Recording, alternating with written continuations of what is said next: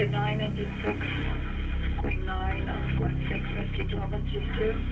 Response to building at Northeast 2nd Avenue, 62nd Street, Northeast 2 Avenue, 60th Street, Engine 9, Engine 6, Queen 9, Squad 6, Rescue 12 and Chief 2.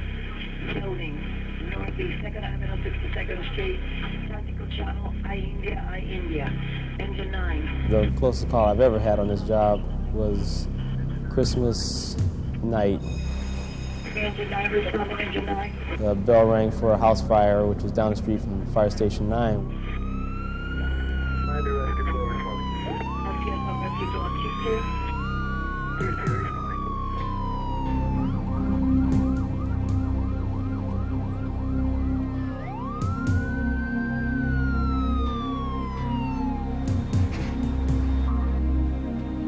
2. Went ahead up the stairway. It was dark, probably zero visibility. I don't remember seeing anything. You could hear yourself breathe.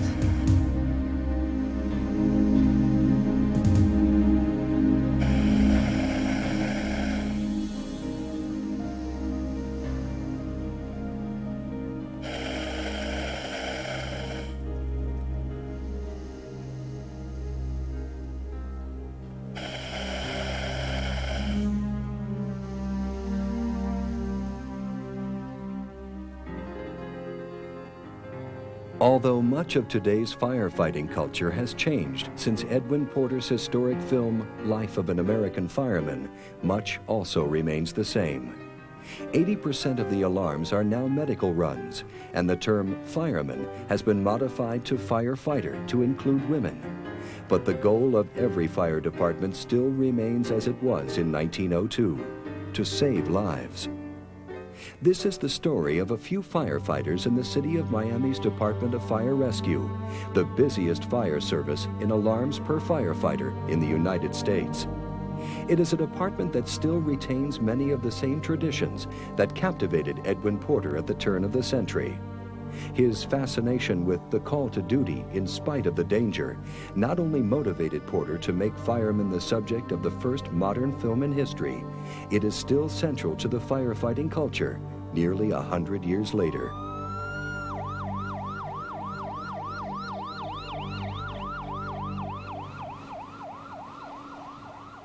Chief Bill Winchester is in command of Miami's North End, a territory known as District 2.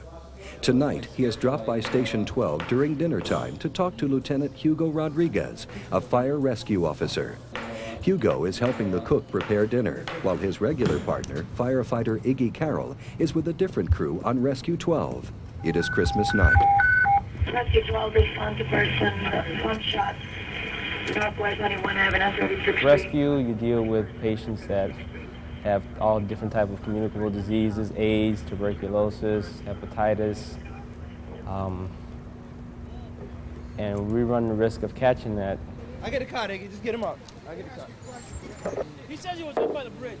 In Miami, the fire department is rescue-oriented. All the firefighters are cross-trained in emergency medicine, and many are paramedics, including Hugo and Iggy. The reward is to see the people's faces when you saved somebody's life or when you were there just to help them. You really have to love this job to be in this job, in this field, and I really love it. While police work to solve this shooting, Iggy and his other partners try to stabilize the patient before transporting. Here, the patient's vitals do not look good.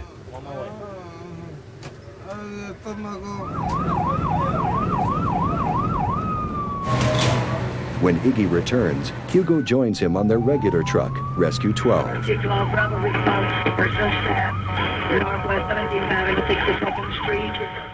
It's surprising. You would never know what to expect. Even something as simple as a person being assaulted on the street, you never know if that person who assaulted that person could be trying to come back and finish the job. You can be right there in the line of fire. So I'm pretty sure if there's a firefighter who says he's not afraid, then he's not human. I got my lady. I got my lady. Man, I ain't gonna get no handcuff. I ain't getting nothing. Man, I ain't ready to go. I ain't ready to go. Tony, you better tell him.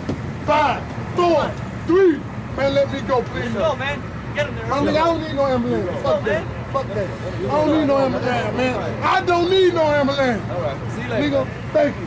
You have a nice day. Merry Christmas.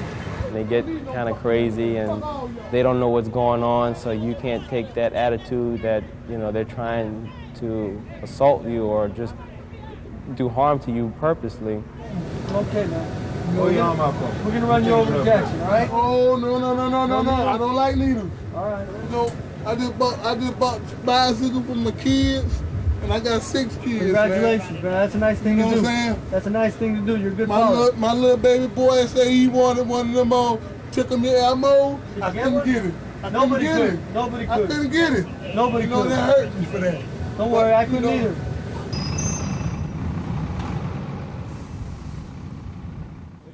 Since Hugo and the other firefighters ate while Iggy was on a run, back at Station 12, he finally gets a chance to eat.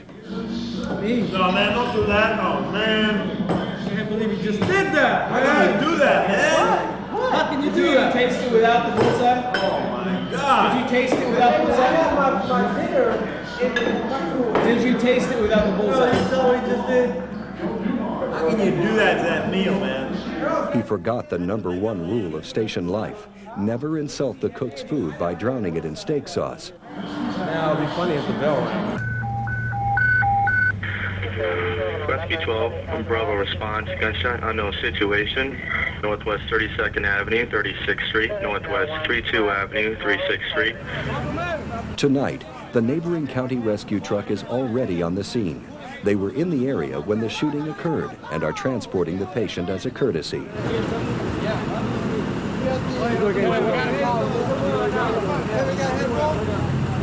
don't know. We haven't checked it. The man was shot in the head. He tells Iggy and Hugo that he faked his death in order to elude his assailant.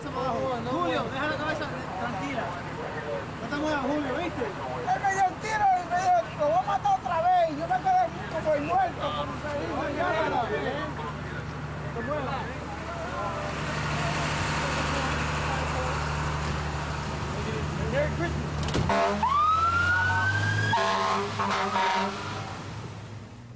It is 5 a.m., and Hugo is still up, doing reports from the previous 21 hours. He has a few hours to go to complete his 24-hour shift, a tradition of firefighting. My wife, she loves the fact that I'm a firefighter. She loves the fact that I'm out here helping people. She takes a lot of pride in that. She's also in the medical profession. She's a pharmacist. My son is 3 years old now, and he's coming into the age where he knows that his father's a fireman, and I think it's very healthy for him to have a father that's a firefighter, and I look forward to him coming by the station and growing up and getting to know the guys that I work with. To some people on this job, especially my crew, I don't ever have a day off. I live for the fire department almost 24 hours a day. But I run an Explorer group, which is kids from 14 to 19 who are interested in the fire services. And what we do is we train them for first responder. So they ride on rescue, they have uniforms, somewhat like ours that say Explorers on it, and you know, they get in there and they actually perform with some of the things that we do, some of that are a lot less riskier than the things that we actually do. Today's morning school is on bulletproof vests, a reality Iggy and Hugo have to face from time to time. You get out of the truck like this automatically, it's like, now we're not the good guys. They wear their vests for the hail of bullets on New Year's Eve, but the next night they take them off when the gunfire subsides. This man was shot twice in the abdomen. I know it hurts, man. I know it hurts. You should, once again, use conscious and alert. ETA is 3 to 4 minutes or something. Most of the time, Hugo feels safe and declines to wear his bulletproof vest. He's more worried about blood than bullets. This patient is hostile and continues to grab at Hugo with blood-soaked hands. This is reason to be concerned. Well, I just kiss him goodbye. I tell him to be careful, to wear all his protective equipment, and just to take care of himself, because it's not just the fire, it's a lot of diseases that he's exposed to, a lot of bad things. kind of gum is that you chewing? Double man. Double man? Double man ain't for popping bubbles, man. You can pop bubbles with a double mint gum. You ain't doing too bad. Very challenging. Holding some flat. The next day, they do a walkthrough of a building that caught fire the previous week. What I think about when I'm inside a fire, making sure that I know which way to get out. Also making sure that I have a hose line with me in the event that I do come in contact or I do encounter the actual fire itself. But there's a lot of things to think about when you're inside, how much air you have. You know, it's really dark in there. You can't see anything. You can't even see your hands in front of your face. The search pattern being used when you're inside and you're using your hand, you usually like to keep one hand on the wall to get your bearings straight as far as where you're going in the room, and use your other hand to feel around, you know, for that possible victim. And you never know what you're going to feel, and you never know what you might run into. My biggest fear is having somebody to call my mom and tell her that something's happened. My biggest fear is to be caught in a building fire, getting burned severely, and surviving. District Chief Bill Winchester remembers living through Captain Gabriel's worst fear at a paint store fire when he first came on the job. I noticed some flame rolling down through the doorway, and I yelled, "There it is, hit it." And at that time, the whole room just brightened up, bright orange. You could see plain as day in there. And I got knocked down, I guess, through the force of the explosion to my knees. And at that point in time, I could feel that my helmet had been blown off and my hair was being singed from the fire and so forth. And I started to pull my face mask off. And at that point, when I did that, I felt my cheek and lip being burnt, so immediately I pulled it back down, realizing that if I had taken my face mask off, I probably would have inhaled these hot fire gases and probably not made it out alive. I remember at the time of the explosion, I remember looking down and seeing myself fully involved with fire. I was coated with it. Evidently, what I learned later was I was engulfed with both not only the fumes, but the paint products that exploded, and I was completely covered with that. And a fresh supply of oxygen came in, and I remember myself reigniting.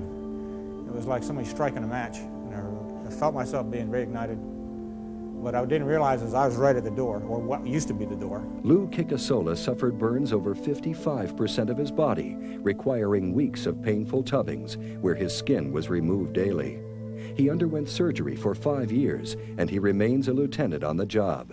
His partner, Bill Winchester, suffered burns over 25% of his body, and he is currently the district chief of the 4 stations that make up the North End, the district that includes Iggy and Hugo. On the way back from an evening medical run, they run into the same Dade County firefighters who transported their shooting victim on Christmas night. They invite Iggy and Hugo back to their station. Rolled up on the other side. Then these guys came up behind them, you know. This one here, this is a City Miami fire. Over off 7th Ave and like 20-something Street, middle of the night on C shift. I'm pretty sure 5 was first due on this. This was sweet. 2-story, like 8-room boarding house, fully involved. A few nights later, they run into another City of Miami fire while returning to their station. The fire has vented through the roof. That is, it has burned completely through the ceiling. Firefighters are pulled out in order to fight it from the outside until it is brought under control. This is due to the danger of roof collapse.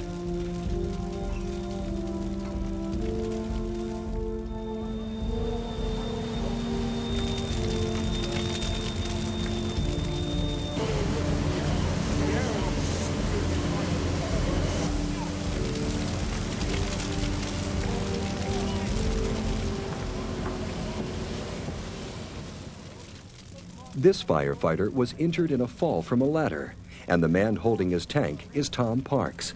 a firefighter who once risked his life to save fellow firefighter Mike Dames. Now we're in these, smoky conditions, okay, pitch black, couldn't see anything. I'm trying to feel where my mask was at and also where my helmet. So I was holding my breath. When I took a breath, I couldn't breathe. Now, I'm on the floor on my back.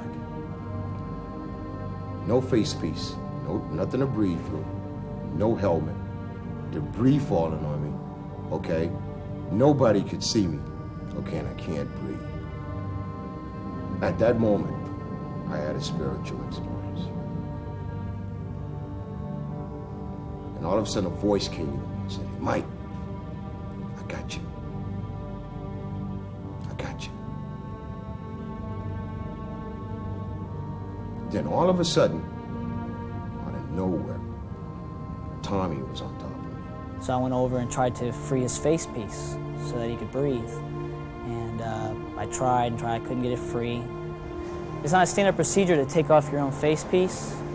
So, but that's what I did. I took off my own face piece and put it to his face, told him to breathe while I held my own breath. For his actions, Tom Parks received one of the city's highest honors for firefighting, that of Firefighter of the Year for 1993. These people will put their life on the line for you, and you got to be willing to put your life on the line for them and help them.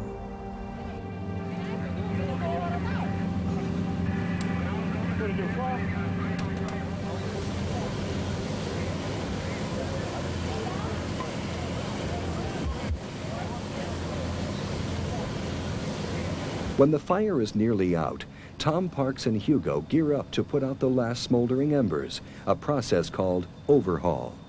Iggy has shown up, but rather than assume a firefighting duty as Hugo has done, his orders are to remain on standby as a rescue person in case of another injury.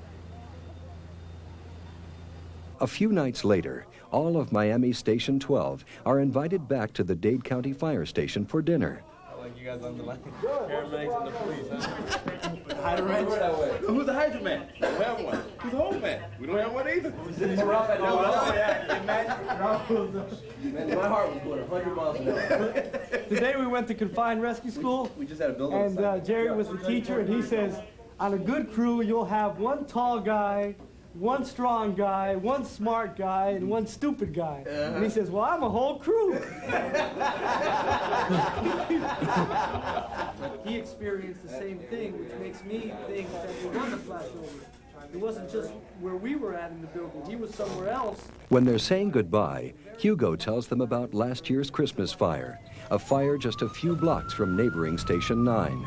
Central Command. Captain Gabriel ordered Iggy and Hugo inside to search for victims, while other crews attacked the fire.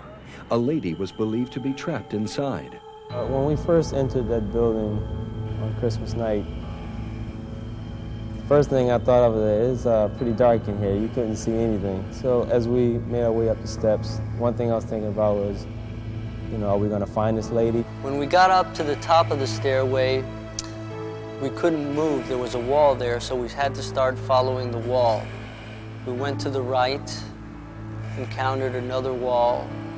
We made a left-hand turn, and there we were doing like body sweeps, just in case we could find some bodies because we couldn't see our way through the fire. But at the same time, kept seeing like a low glow behind until we noticed that the fire was spreading, and it did spread to the second floor. And it did make its way up to where we were. While Iggy and Hugo completed their search on the second floor, Captain Tom Gabriel was also searching an adjacent room, alone. So the orange glow was coming through, which was obviously a doorway to the hall, and it was coming over the top of the ceiling. So that was one of the times that I was afraid. We went from zero flame to flames on both sides of us within a matter of seconds. At that point, we knew that we had to exit that building extremely fast. And I heard Rescue 12 making a commotion both on the radio and in the room, a couple of rooms over. I could hear them starting to make some extra noise.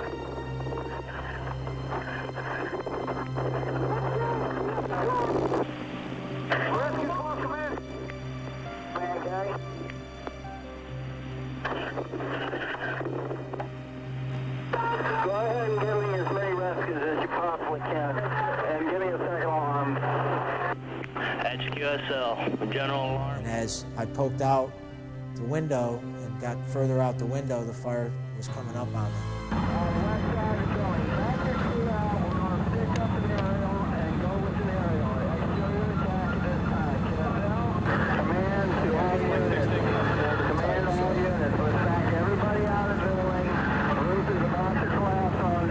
And we found ourselves in a situation where we couldn't exit the house the same way we came in.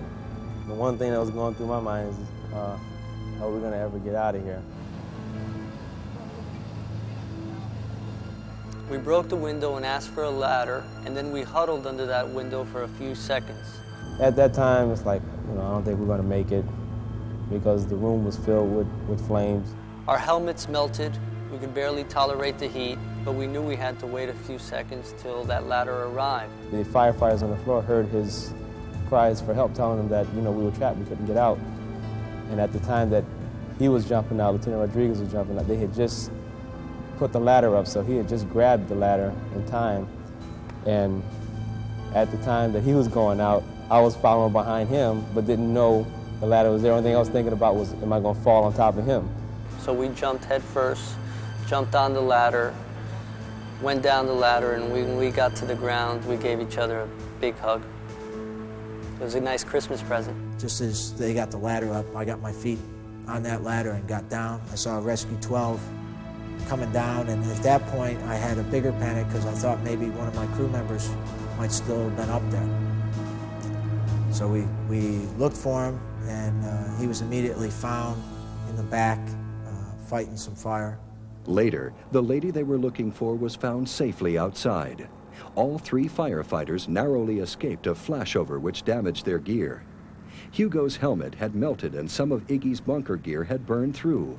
Their gear is designed to protect them from radiant heat, but not from direct flame. We found out later on that there was bars on the windows. And if it wasn't for an inspector, I don't know his name, but he had them removed just a couple of months ago. And if it wasn't for him having them removed, then there would have been no way we could have gotten out. Looking back at that incident, we went back the following day, and I think I was more frightened then than I was at the actual fire. Just seeing the destruction in the building, seeing the stairway through where I crawled and how that fell through, and how close I came to falling through that stairway that had no banister to protect us. How fortunate we were to find that window where we broke the windows and called for ladders, where we huddled under the flames and waited for the ladders to arrive so we can get out. I think that was harder than the actual fire because you realize just how close you came to ending it all right there. I've known Chief Winchester now for over 10 years, and we've got a special relationship. And I'll never forget after the scene was over how he just came up to me and shook my hand, and that meant a lot to me. I'll never forget that. Just a simple handshake from my chief, just saying, "It's good that you're still around." My mom loves that I'm a firefighter. She knows that there's nothing else that I wouldn't want to do. She knows that I love it. I love the department. She doesn't worry about me too much because she knows that I'm very careful. She enjoys hearing the stories that I tell her, the experiences that I experience when I come home. Off duty, I went back to school. I'm enrolled in the creative writing program at FIU. It's a graduate program. And I've been writing about my job and stories and incidents. And I'm not sure why I do it, but I feel a need to do it. I know that it excites me. I know that I like the action. I like the camaraderie. I know that I like the change of events that happen every day. There's really no monotony here. I like getting out there. I like going into people's houses and helping them. It's interesting because not all the time am I happy about it. I get frustrated, I get angry, I get sad, but it also brings me a lot of gratification, just that I'm out there, that I'm helping people. I feel like if I'm doing something, and I think one day I'll look back and think to myself that I contributed some way.